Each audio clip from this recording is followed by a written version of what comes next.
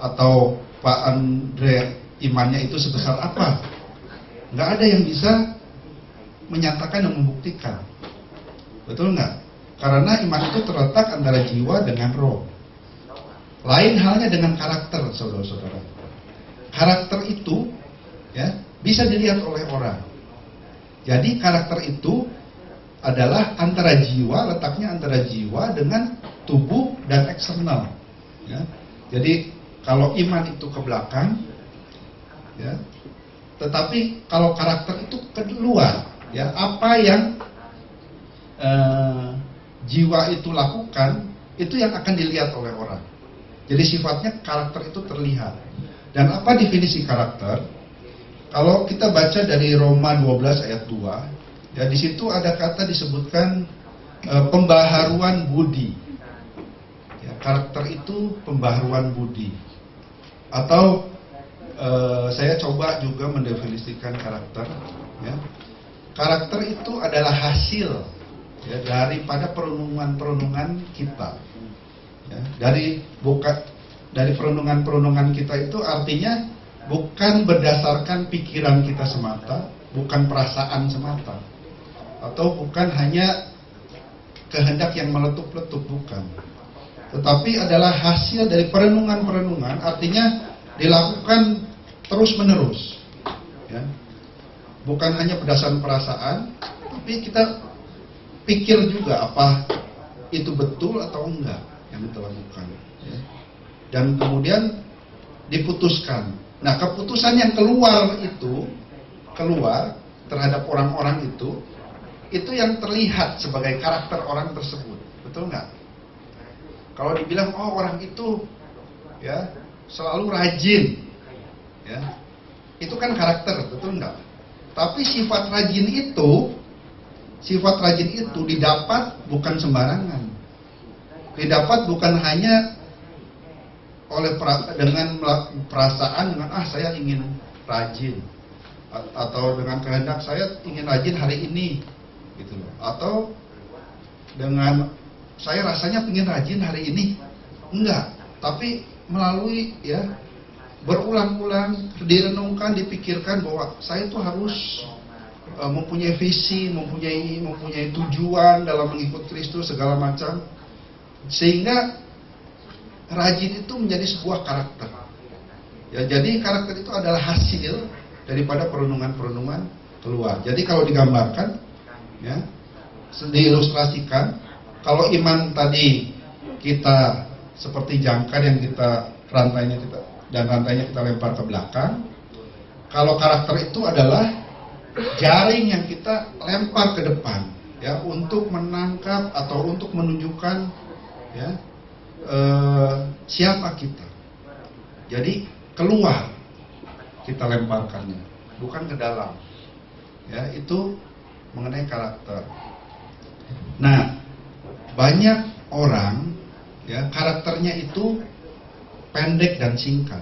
Artinya pendek singkat itu orang tersebut mengambil keputusan-keputusan jadi bersifat berkarakter hanya sebatas antara jiwa dengan tubuh keluar.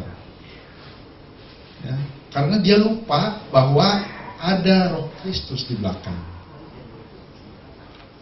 Ya, jadi keputusan yang benar, karakter yang benar, jadi judulnya mungkin kalau saya akan lebih perdalam adalah karakter yang berdasarkan iman kepada Kristus. Ya. Jadi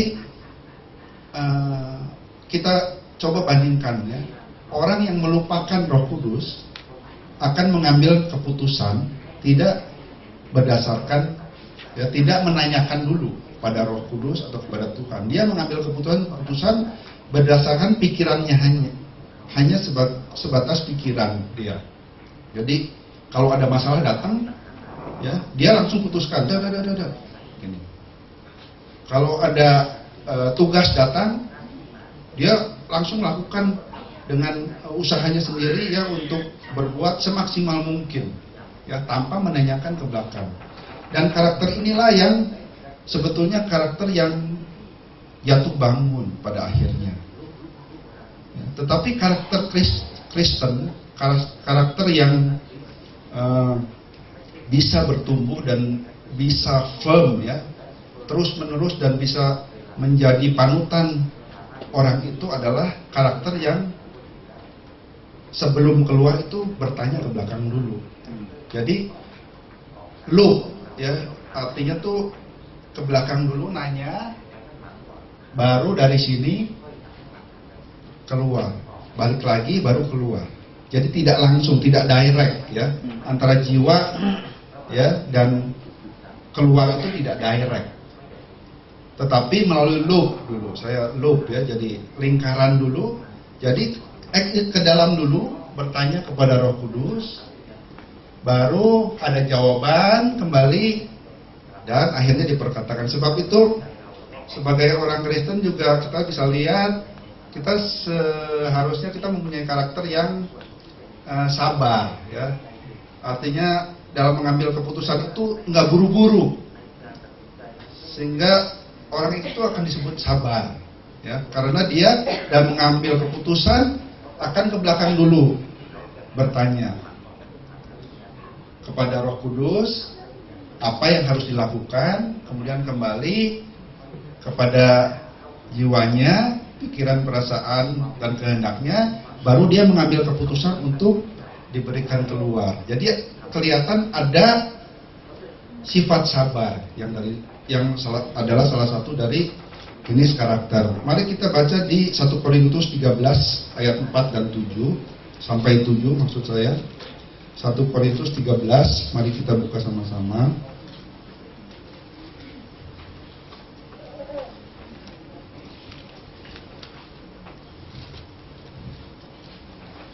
Korintus 13 ayat 7 sampai ayat 4 sampai 7. Di situ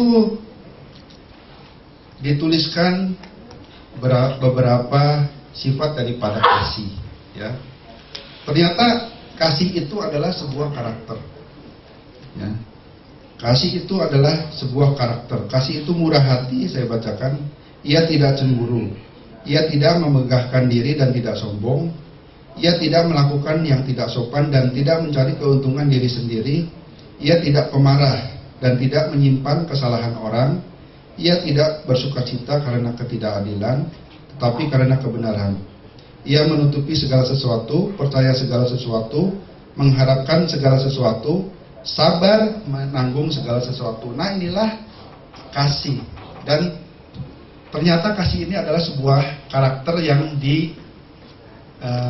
dampaki atau yang berdasarkan kepada iman terhadap Kristus Yesus ya.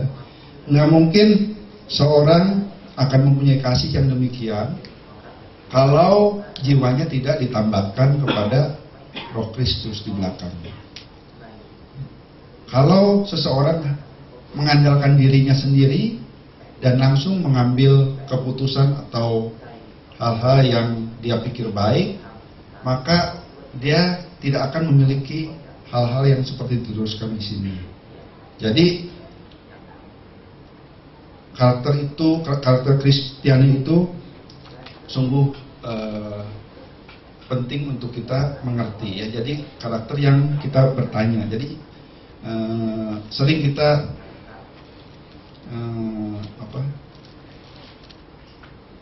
membahas mengenai iman ya, dan judul-judul khotbah banyak disebut iman yang bertumbuh, iman yang berbuah, iman yang diperkatakan ya. Waktu FA kan banyak orang coba untuk menjelaskan masalah iman ya.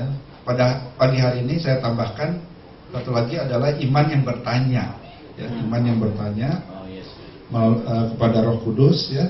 Nah, nanti dari situ kita punya karakter yang maksudnya yang berdasarkan iman yang benar terhadap Roh Kudus. Nah, tali atau benang merah antara iman dan karakter ini, jadi iman, karakter ini ya, dalam kehidupan orang Kristen selalu bertumbuh ya. Karena dia berakar, dia akan bertumbuh